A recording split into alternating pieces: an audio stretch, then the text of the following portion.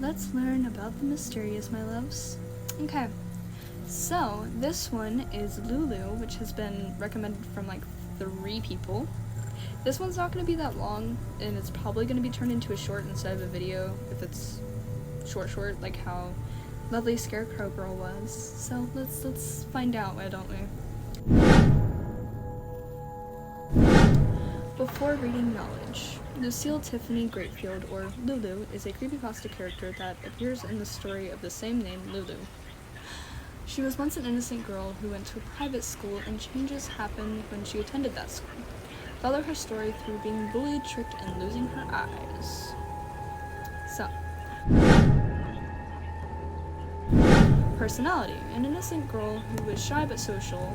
She loves making friends, but she trusted a lot of people who didn't want to be friends with her. When she got bullied, she was turning number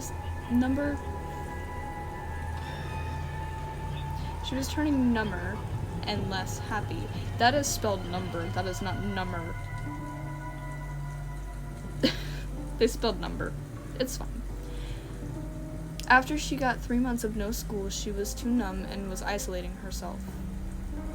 Now she's happy again, but ended up having trust issues, and as a murderer, Lulu can act very sweet when it comes to trying to reel victims in. However, she won't hesitate to use force when she feels provoked or has been put into a corner. Appearance. Lulu wears an old tattered blue uniform and has her hair in twin tails, with bangs that cover half her face. Her face doesn't have eyes, but when she opened the place, which is the reason why we see blood where her eyes are supposed. Wait, what? Brain go burr. When she opened the place where she had eyes, all she has is empty eye sockets that blood starts to pour out of, which is the reason why we see blood where her eyes are supposed to be. She also appears to have various scars and bruises on her body, most notably her wrists, arms, and a closed gash on her thigh. Facts. Lulu was created by GB Works. This was another one not made by me. I'm probably never going to be able to post any characters that I make unless I eventually talk about my book, but we're not getting into that in this video, so that's another day. She likes reading. She reads books in Braille. Her brothers, playing with Zari, another OC of the creator, making soup and collecting eyeballs. I want to collect eyeballs, the heck? She dislikes loud noises simply because she cannot see where it is coming from, losing people she loves, and being intimately touched by a woman. She was born with heterochromia, one blue eye while the other was a light brown or hazel color. She sees Lazari as a younger sister figure. She has a hard time trusting females after what happened to her. The man was Zalgo in disguise. This is obviously not canon to Zalgo. Lulu is 14 years old physically, but she is 24 years old in via age. Lulu measures at 5'4" in height, with her weight being around 140 pounds. She's very friendly to certain people. She is dating a man named Alfred. Lulu is featured in the Creepypasta comic series I Eat Pasta for Breakfast. Guess I need to read the comic series too. Ben Drowned has a crush on her in the comic. She can only see fog, otherwise she is completely blind. Powers. She creates fog.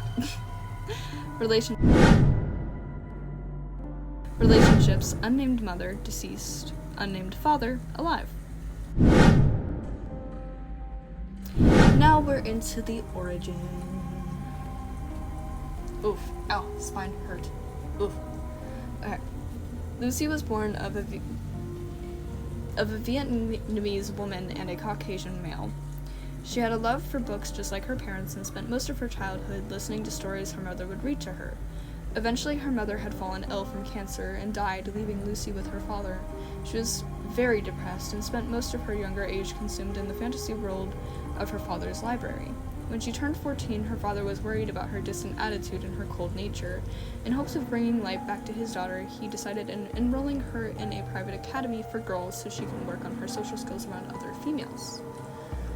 Lucy, however, didn't enjoy her time there at all. She had a more developed body than average girls her age in a time where developed bodies were the sight of ridicule. She did get some backlash from students there, but she remained unfazed for the most part. Eventually, the girl conducting the bully ring, named Julia, became obsessed with Lucy. The fact that Lucy wouldn't break no matter how many kids would hit her and make fun of her.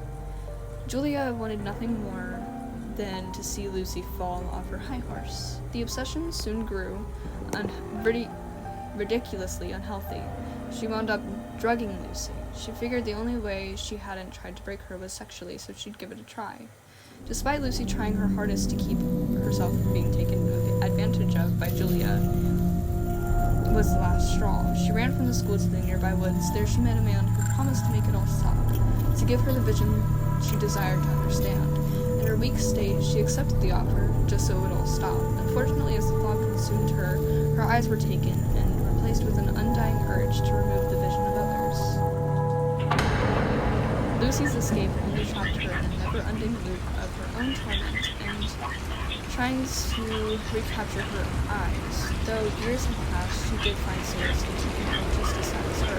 Alex and Matt, her adopted brothers, had taken her into a home and fixed her up when they found her beaten and bloody from a human who escaped her grasp. Their relationship was rocky at first, but as time went on, she found